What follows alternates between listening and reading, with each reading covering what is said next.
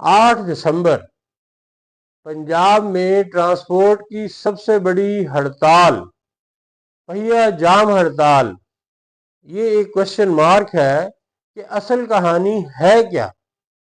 السلام علیکم ناظرین، میں ہوں آپ کا ہوسٹ عمر فاروق اور آپ دیکھ رہے ہیں میرا ڈیجیٹل چینل عمر فاروق آفیشلز۔ آپ سے گزارش ہے کہ یوٹیوب پہ اس چینل کو سبسکرائب کر لیجئے۔ ناظرین، آج کا ویلاگ نہایت اہم ہے اور براہ راست آپ کی زندگی، آپ کے سفر، آپ کے کاروبار اور آپ کے روزمرہ معاملات سے جڑا ہوا ہے، کیونکہ آج 8 دسمبر کو پورے پنجاب میں ایک ایسی ہڑتال ہونے جا رہی ہے جسے ٹرانسپورٹرز نے پہیا جام کا نام دیا ہے۔ یعنی بسیں بند، ویگنیں بند، گڈ ٹرانسپورٹ بند، سامان کی ترسیل بند، پورا پنجاب سڑکوں پر جمود کی تصویر بن سکتا ہے۔ لیکن سوال یہ ہے کہ یہ ہڑتال کیوں ہو رہی ہے؟ ٹرانسپورٹرز اتنے غصے میں کیوں ہیں؟ حکومت کے ساتھ کیا مسئلہ چل رہا ہے؟ اور سب سے اہم بات، اس ہڑتال کا براہ راست عام لوگوں پر کیا اثر پڑے گا؟ ناظرین، آج کے ویلاگ میں ہم ان تینوں سوالوں کا مکمل تجزیہ کریں گے۔ ہڑتال کی بڑی وجہ کیا ہے؟ ناظرین، پنجاب حکومت نے حال ہی میں موٹر وہیکل آرڈیننس 2025 لاگو کیا ہے اور ٹریفک قوانین میں سخت تبدیلیاں کی ہیں۔ ان قوانین کے تحت جرمانے کئی گنا بڑھا دیے گئے ہیں۔ ٹرانسپورٹرز کا کہنا ہے کہ پولیس اور ٹریفک وارڈنز انہیں نشانہ بنا رہے ہیں۔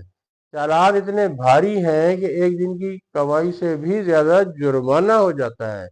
ڈرائیورز، خاص کر ویگن اور بس ڈرائیورز، پہلے ہی مہنگائی کے ہاتھوں پریشان ہیں، اب انہی پر مزید جرمانوں کا بوجھ ڈال دیا گیا ہے۔ وہ کہتے ہیں کہ یہ قوانین مشاورت کے بغیر بنائے گئے ہیں اور ٹرانسپورٹ سیکٹر کو مکمل طور پر نظر انداز کر دیا گیا ہے۔ اسی لیے انہوں نے اعلان کیا ہے کہ اگر ان کی آواز نہیں سنی گئی تو پنجاب بھر میں پہیا جام ہوگا۔ ہڑتال میں کون کون شامل ہے؟ ناظرین، اس ہڑتال کی کال دینے والی صرف ایک ایسوسی ایشن نہیں ہے، بلکہ ٹرانسپورٹ ایکشن کمیٹی، لوکل بس یونین، ویگن مالکان یونین، گڈز ٹرانسپورٹ گروپس اور انٹرسٹی کوچ مالکان تقریباً تمام ایک پیج پر ہیں۔ یہ صرف لاہور کی ہڑتال نہیں، یہ ملتان، فیصل آباد، بہاولپور، راولپنڈی، گوجرانوالہ، سرگودا، ڈی جی خان، جھنگ سمیت پورے پنجاب میں ہونے جا رہی ہے۔ اس کا اثر کس کس پر پڑے گا؟ ناظرین، اب یہاں آتا ہے اصل خطرہ۔ یہ ہڑتال صرف بسوں تک محدود نہیں رہے گی۔ عام لوگ اس روز دفاتر، فیکٹریوں، ہسپتالوں، کالجوں اور یونیورسٹیوں تک پہنچنے کے لیے شدید مشکلات کا شکار ہو جائیں گے۔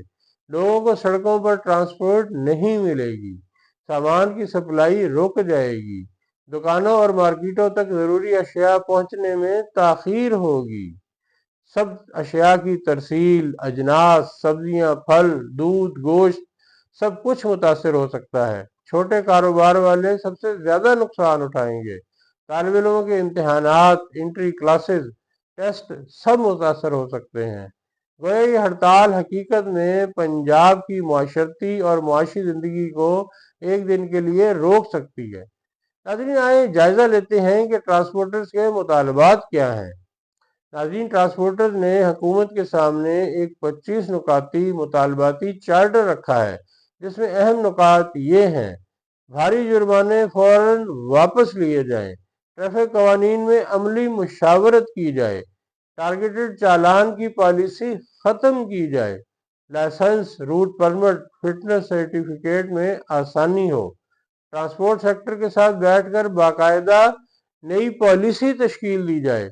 ان کا کہنا ہے کہ وہ ٹریفک قوانین کے خلاف نہیں، لیکن قوانین میں عملی انصاف ہونا چاہیے جو عام ڈرائیور اور مزدور کی پہنچ میں ہو۔ حکومت کی پوزیشن کیا ہے؟ حکومتی ذرائع کے مطابق بھاری جرمانے ٹریفک حادثات کم کرنے کے لیے کیے گئے ہیں۔ اوور لوڈنگ، اوور سپیڈنگ اور دھواں چھوڑنے والی گاڑیوں کو سختی سے روکنا ضروری ہے۔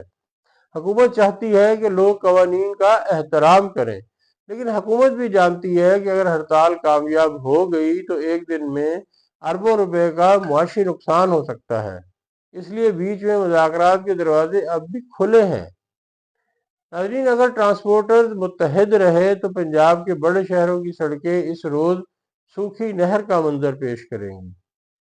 ڈپو خالی رہیں گے، ویگن سٹینڈ سنسان ہوں گے، چوک اور چوراہے ٹریفک سے تقریباً خالی دکھائی دیں گے۔